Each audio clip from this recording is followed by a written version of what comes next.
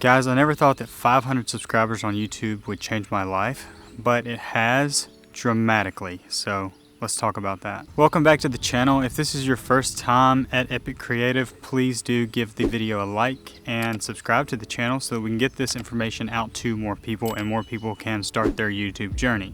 Now, before I get into the main points that I'm sure you guys want to hear, I want to first start by giving credit to my Lord and Savior Jesus Christ, because without him none of this is possible, and I wouldn't even have the little talent that I have to get this YouTube channel started or to do anything that I'm doing. So first and foremost, the glory goes to God. Okay, now that I've given God the flowers he deserves, I want to thank you guys, my subscribers. I think my channel, as the recording of this video, is up to about 580 subscribers, and it's pretty crazy. We're going to get into it, but some of the things that I thought were going to be the big things ended up being the small benefits of the channel, and some of the things that I didn't think would be huge benefits are actually the main benefits of the channel. So let's get into those right now. But thank you so much if you have subscribed and joined this community, because it got me out of a slump. It has helped me find purpose again. So thank you so much, and I cannot wait to continue this journey with you guys. So like a typical person starting out on YouTube, I had this idea that when I started, I had to build this big channel that had, 30,000 subscribers plus, and I had brand deals and lots of revenue coming in from AdSense and things like that. But as I've started this and started to post videos on a regular basis, things have completely changed and my perspective has completely changed. And in fact, I'm kind of terrified of the idea of the channel being really big, and I'll explain why. The real reward with having this channel so far, and it's something that I unfortunately overlooked in the beginning and didn't really think about, and I'm ashamed of it, is the community aspect of it. It has become the main metric for success for me. If I have people that are engaged in my videos, asking questions, adding to the content, adding to the dialogue, and getting benefits from my videos, that to me is the metric of success, not the subscriber count. Because as we know, you can actually buy subscribers, and I've met some people who have 50,000 subscribers but very little engagement on their channel, and it makes me think that either they focus so much on getting subscribers and did it in such a way that didn't engage an audience or build a community, or they just flat out bought the subscribers. So sorry guys, I live on a farm. If you've watched this, you know. And the rooster doesn't go crazy until we're recording videos. Why? But yeah guys, that being said, in the beginning, of course, like anybody else, I was trying to get that subs count up. I was trying to get the view count up. But nowadays, I just look forward to opening up the YouTube Studio app and seeing comments and seeing what you guys have to say. And it's actually made me a better filmmaker, a better creator, because you guys give good feedback. Sometimes people give pretty mean feedback, and you know what? That's okay. That helps. Like, I take all that in, and most of the time they're right. So it's all good. But that being said, the community that this has started building, and even if it's, just 50 people really. There's like 50 consistent people that are commenting, asking questions, sharing links with me to their videos or articles or things like that. That's the thing that really gets me going in the morning, is I wake up and I say, how can I make a video today that's gonna help people? And that brings me to my next point. You have to ask yourself, why do I do anything in life, right? And as a Christian, I feel like we're called to die to ourselves and become selfless and serve others. And it took me way too long to figure that out, but YouTube is a great place to do that.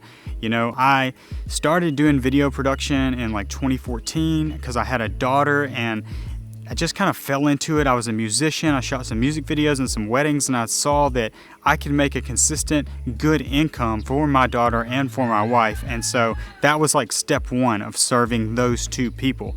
Well, then I really got into the wedding aspect and the helping businesses do videos and build their audiences so they can help people. And that was kind of like phase 2.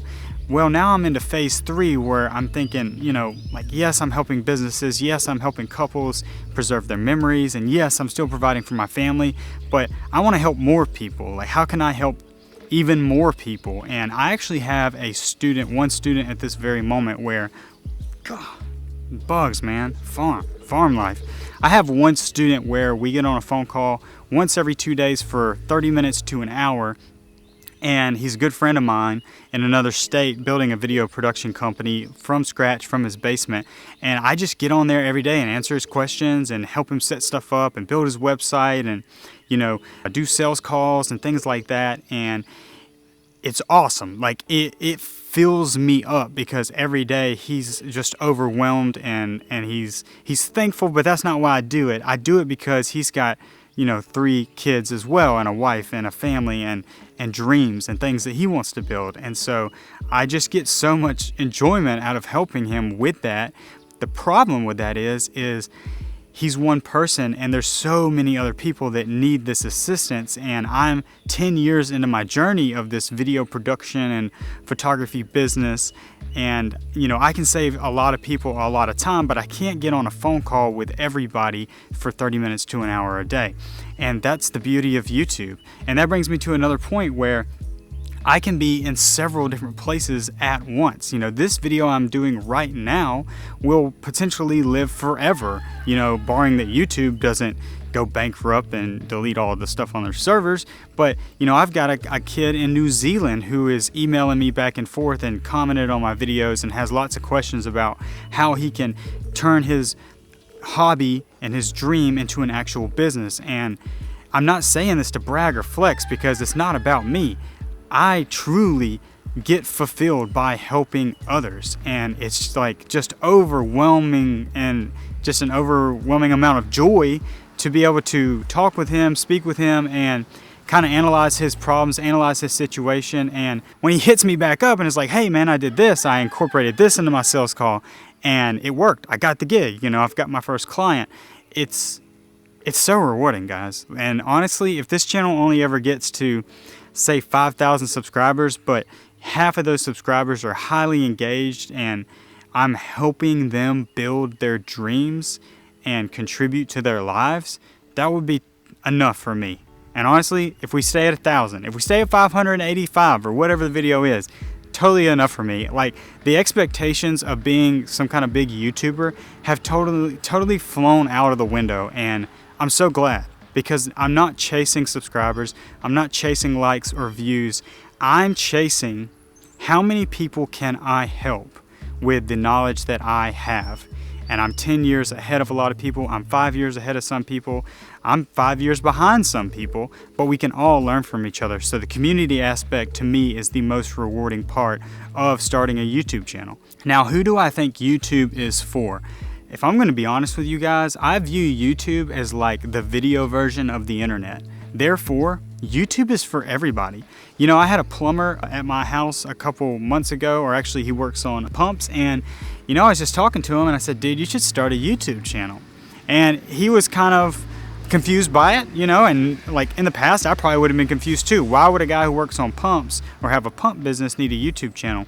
The truth is, we're already all living our lives, and believe it or not, you have experiences that are relatable to other people. There are other people who are just starting their pump business or just starting their landscape business, and they would tune into your channel on these rides to the next job. They would listen to what you have to say about these jobs because you're so far in the journey that it would benefit them.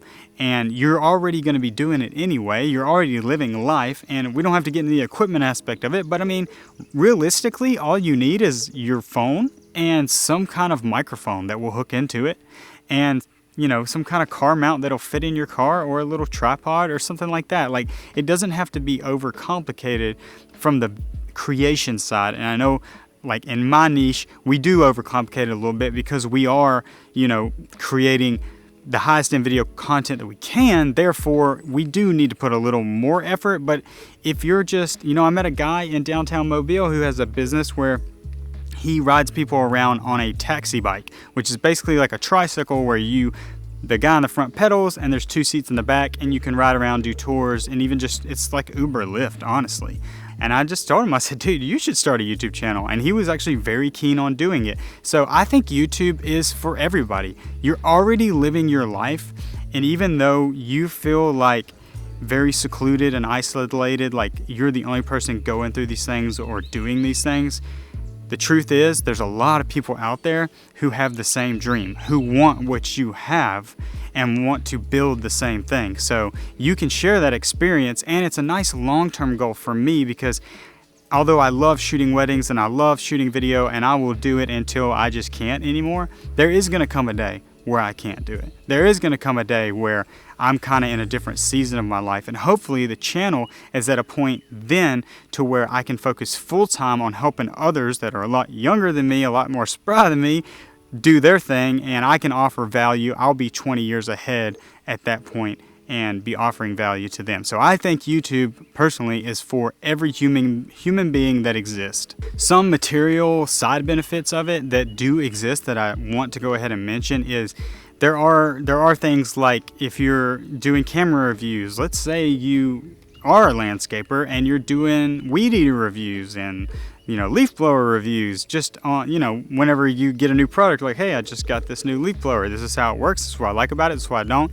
A lot of companies will reach out to you and give you free stuff if you do a video on it. And what I found is that's what I thought in the beginning was going to be the big ticket. I thought companies would send me stuff, pay me to talk about it, but the problem with that is then you're under the thumb of those companies. So the products you guys see me talk about mostly are products I own, and yes, some products have been sent to me, but I have never and will never go into an agreement to where I have to cater my opinion of the product based on their desired outcome, if you know what I mean. I've gotten to go to Las Vegas this year and represent Fujifilm, and at no point was I asked to make a video about Fujifilm or speak of them highly, but I just do because I really do love their products.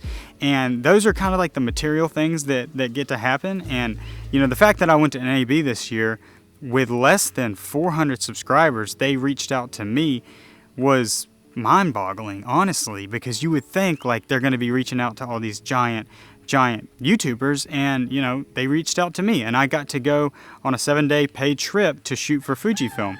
And then I have other companies, honestly blowing up my inbox every day asking if they can send me this or send me that, and I can review it and talk about it. And no one yet has asked me to give a particular opinion. Now, none of those people are also paying me. Some of the products have to be shipped back.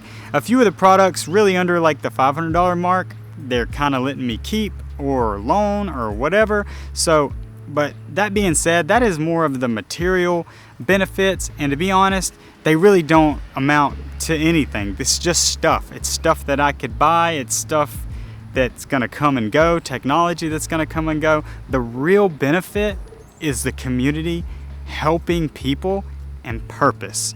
I'm telling you guys, I had it wrong in the beginning, but I'm finally waking up. I hope this video gave you inspiration and maybe the permission to start your channel, and I hope you're not like me and getting it backwards and you start with purpose instead of starting with metrics, because I'm telling you guys, it's just freaking awesome. It's awesome when you base it around purpose, because you'll wake up and you'll be excited to make videos rather than feeling forced or drained to make videos. But without further ado, please like and subscribe. I will see you tomorrow in the next video. Peace.